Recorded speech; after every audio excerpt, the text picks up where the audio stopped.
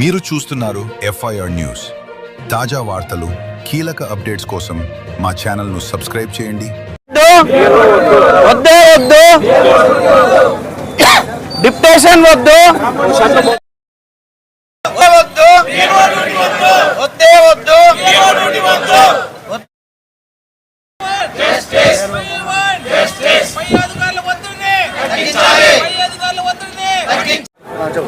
మొన్న కర్నూలులో జరిగినటువంటి మహమ్మద్ హుస్సేన్ విఆర్ఓ ఎవరైతే ఉన్నారో ఆయనకు అనారోగ్య కారణంగా ఉండడం చేత డిప్యూటీ తహసీల్దార్ గారికి అదేవిధంగా ఎంఆర్ఓ గారికి ఒక లెటర్ పేడ్ ఇవ్వడం జరిగింది.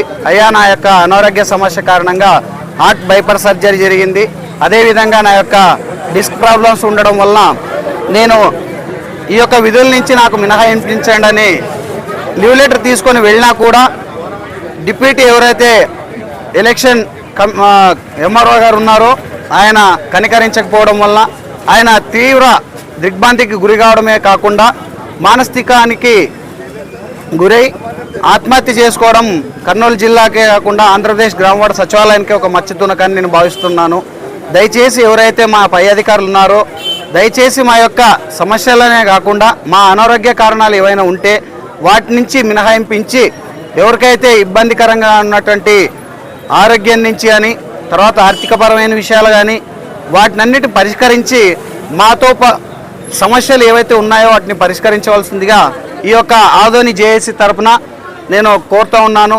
అదేవిధంగా ఇలాంటి కారణాలు భవిష్యత్తులో జరగకుండా ఇలాంటి ఎవరైతే హుస్సేన్ పీరా ఉన్నాడో ఆయన కుటుంబమే కాదు ప్రతి కుటుంబం కూడా ఈరోజు ఆయనకు మద్దతుగా నిలవడానికే మేము ఆదోని సబ్ కలెక్టర్ సార్ గారికి ఒక వినతి పత్రం ఇవ్వడానికని ఇక్కడికి ఇచ్చేయడం జరిగింది.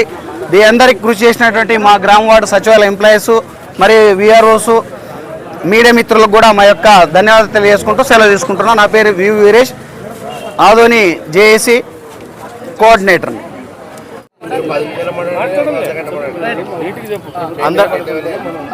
అందరికీ ఇక్కడికి వచ్చిన అందరికీ నమస్కారం అండి.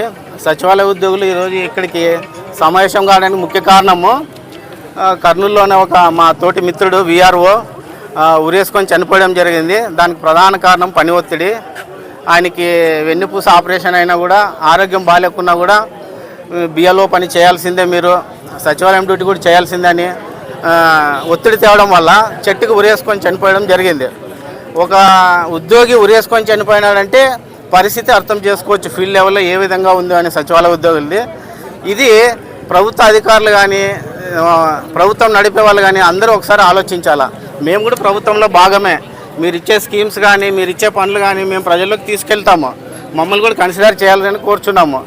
అదేవిధంగా బిఎల్ఓ డ్యూటీ గతంలో వేరే వాళ్ళు చేసేవాళ్ళు, సెన్సస్ డ్యూటీ గతంలో వేరే వాళ్ళు చేసేవారు, సర్వేలు వేరే వాళ్ళు చేసేవారు, మొత్తం పనులన్నీ సచివాలయ సిబ్బందికి ఇచ్చేసినారు.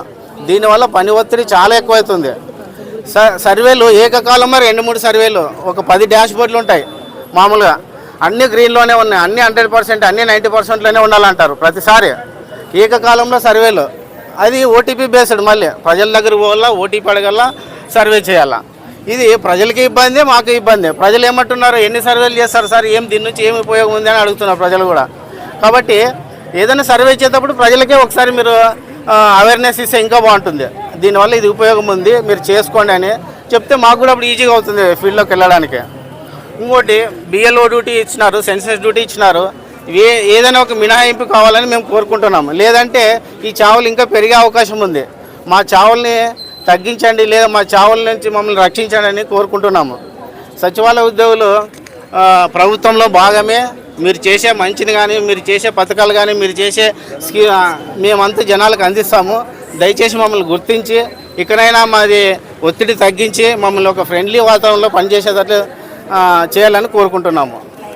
నా పేరు Chandrashekar, welfare secretary, Adoni municipality.